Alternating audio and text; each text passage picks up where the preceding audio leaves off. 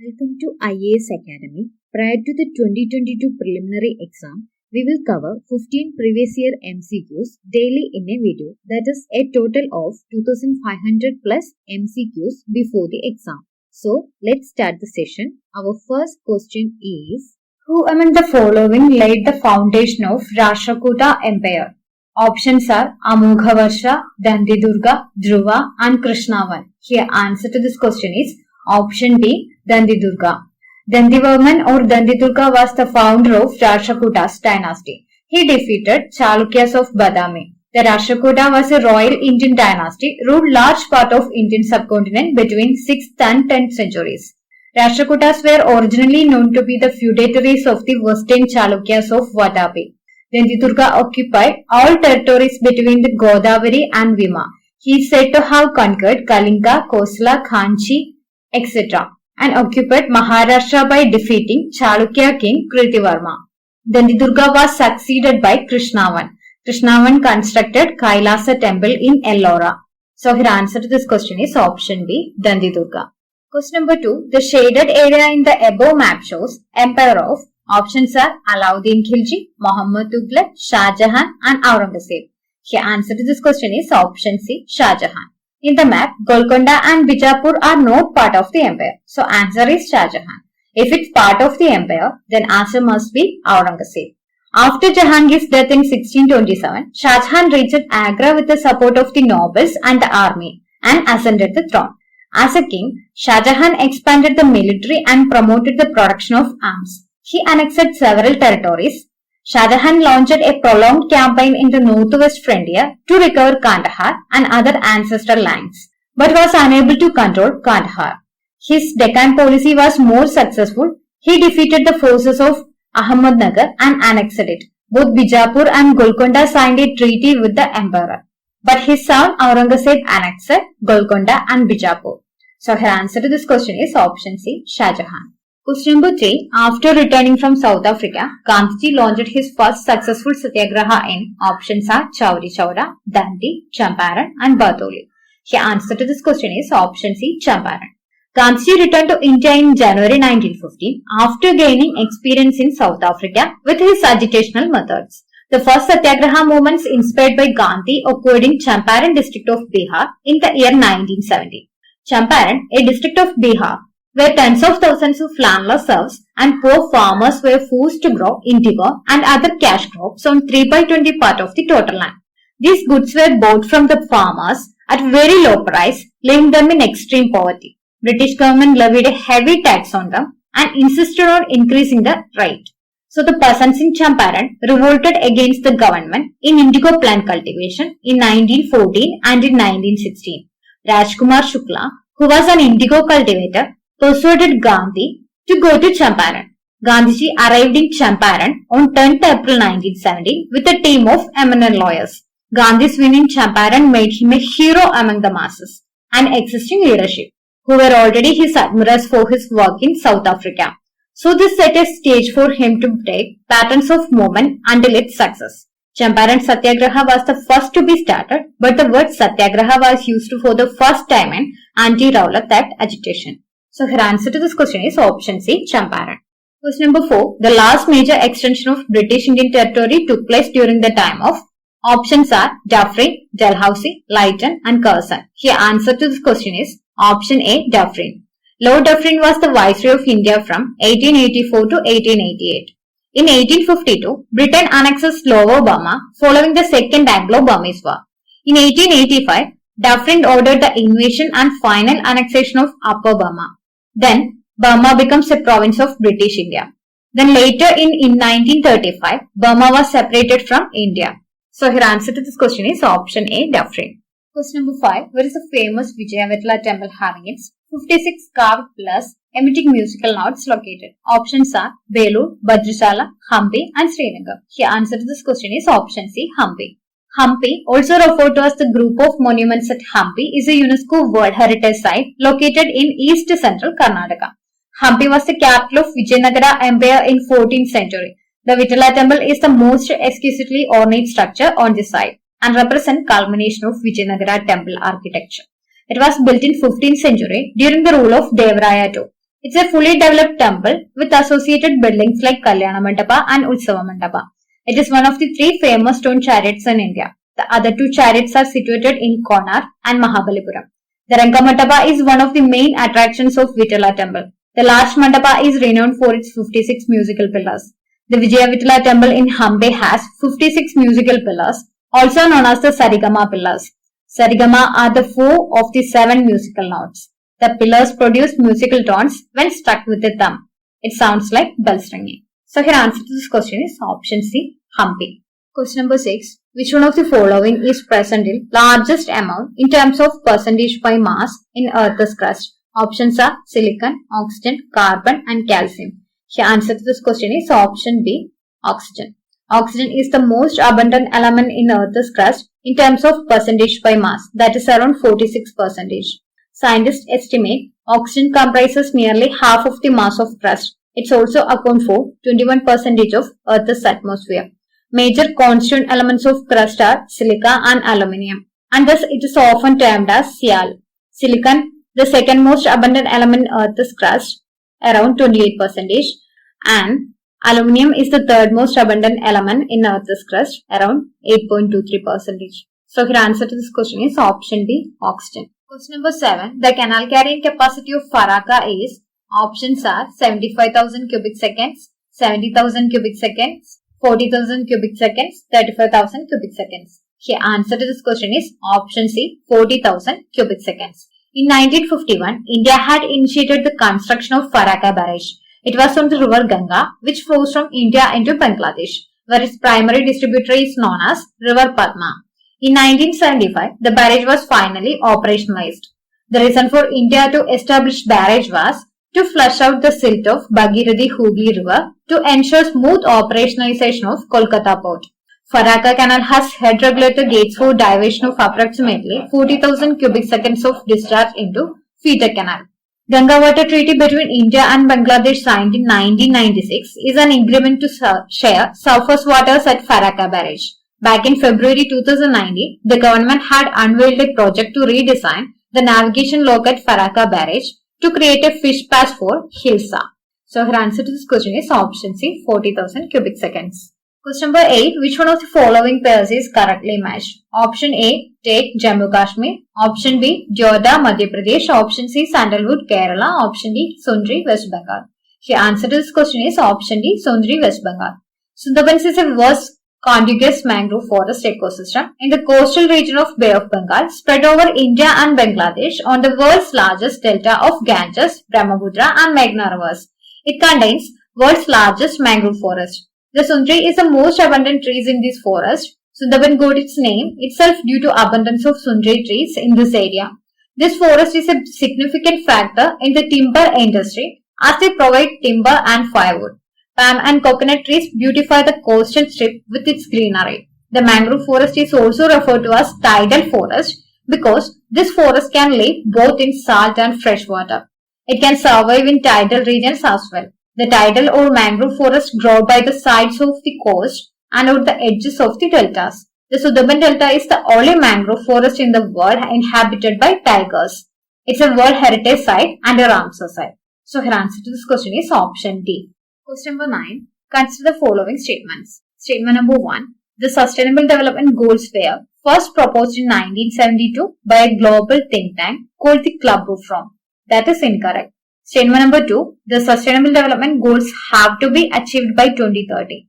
That is correct. Which of the statements given above is or are correct? The answer to this question is option B. Statement 2 only is correct. Sustainable Development Goals agenda was accepted by all members of the UN in 2012 at Rio de Janeiro Council meet with an aim to promote a healthy and developed future of the planet and its people. It was in 2015 when the Sustainable Development Goals were implemented after a successful 15-year plan of development called Millennium Development Goals. Sustainable Development Goals is an intergovernmental agreement formulated to act as a post-2015 developmental agenda. It's a group of 17 goals with 169 targets and 304 indicators as proposed by the United Nations General Assembly Open Working Group on SDGs to be achieved by 2030. Three core elements of sustainable development are economic growth, social inclusion, and environmental protection. It is crucial to harmonize them. Sustainable development goal is a development which meets the needs of the present without compromising the ability of future generations to meet their own needs. So here answer to this question is option B, statement 2 only is correct.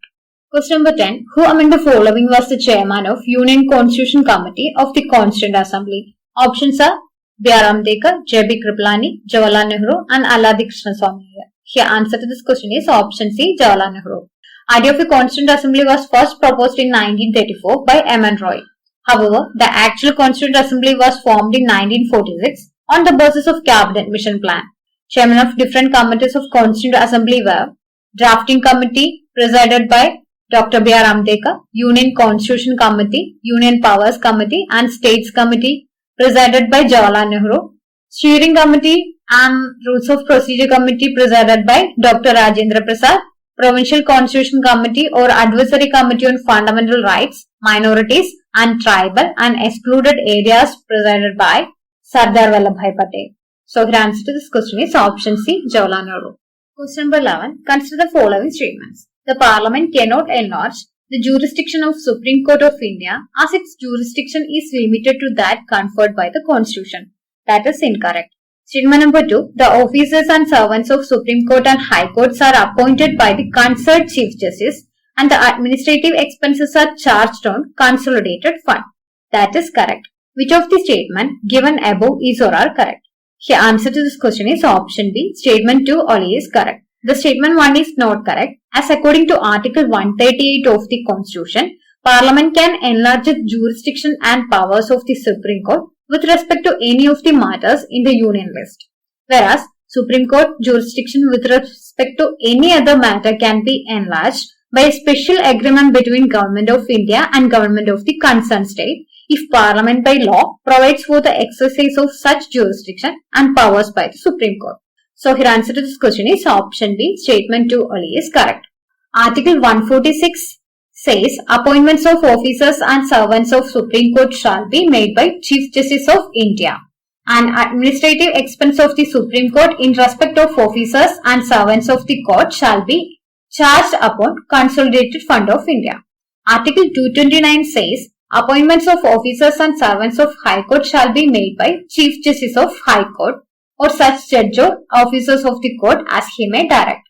And the administrative expense of High Court in respect of the officers and servants of the court shall be charged upon Consolidated Fund of the state.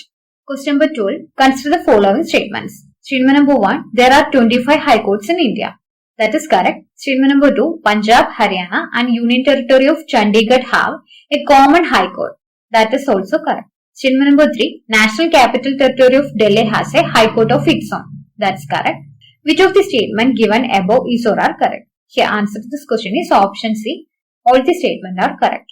As of now, the number of High Courts in India is 25. The High Court is the supreme judicial body in a state. According to Article 214, each state of India shall have a High Court.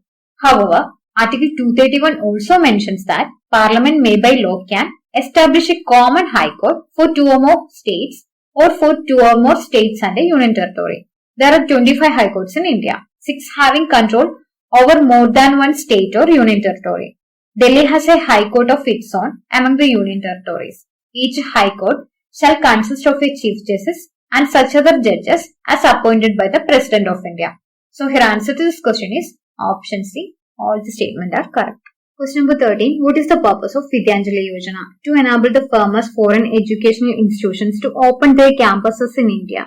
That is incorrect. To increase the quality of education provided in government schools by taking help from private sector and the community. That is correct. To encourage voluntary monetary contributions from private individuals and organizations so as to improve the infrastructure facilities for primary and secondary schools. That is incorrect. Select the correct answer using the quotes given below. Here answer to this question is option A. Statement 2 only is correct. Vidyanjali is an initiative taken by the Ministry of Education, Government of India with the aim to strengthen schools through community and private sector involvement in schools across the country. This initiative would connect schools with varied volunteers from the Indian diaspora, namely young professionals, retired teachers, retired government officials, retired professionals and many others. It was launched in 2017. The aim of this program is to get volunteer teaching staff into schools at places which have been identified as lacking the force for educating their children. Retired person as well as housewives who have the required level of education can volunteer. So her answer to this question is option A. Question number 14. What is the aim of the program Unnat Bharat Abhiyan? Achieving 100% literacy by promoting collaboration between voluntary organizations and government's education system and local communities. That is incorrect. Connecting institutions of higher education with local communities to address development challenges through appropriate technologies. That is correct. Strengthening India's scientific research institutions in order to make India a scientific and technological power. That is incorrect. Developing human capital by allocating special fund for healthcare and education of rural and urban poor and organizing skill development programs and vocational training for them. That is incorrect. So her answer to this question is option B. Unnat Bharat Abhiyan is a flagship program of the Ministry of Human Resources and Development. It aims to link the higher education institutions with a set of at least 5 villages so that these institutions can bring economic and social betterment of these village communities using their knowledge base. It covers 2 major domains for the holistic development of villages, that is human development and material economic development in an integrated way. IIT Delhi has been designated as National Coordinating Institute for the UBA scheme. UBA 1.0 was initially launched in 2014 and later UBA 2.0 was launched in 2018. The scheme is extended to all educational institutions. However, under UBA 2.0, participating institutes are selected based on the fulfillment of certain criteria. So, your answer to this question is option B. Question number 15. Consider the following statements. Statement number 1. India has ratified the Trade Facilitation Agreement TFA of WTO. That is correct. Statement number 2. TFA is a part of WTO's Bali Ministerial Package of 2013. That is also correct. TFA came into force in January 2016. That is incorrect. Which of the statements given above is or are correct? The answer to this question is option A. Statement 1 and 2 are correct. WTO members concluded negotiations at 2013 Bali Ministerial Conference on the landmark Trade Facilitation Agreement, which entered into force on 22 February 2017 following its ratification by 2/3 of the WTO membership. That is, the number of member countries which ratified the agreement reached a count of 112. The main aim of the agreement was to boost global growth by reducing the cost of the transaction in terms of export and import. TFA was introduced to simplify customs procedures by reducing cost and to improve the efficiency and speed of trade being done. The agreement basically seeks to simplify the border management programs and bring down trade barriers. Consequent to India's ratification of WTO agreement on TFA in April 2016, National Committee on Trade Facilitation has been constituted. So her answer to this question is option A. Statement 1 and 2 are correct. So that's all for today. Thank you for watching. We will continue with the next set tomorrow.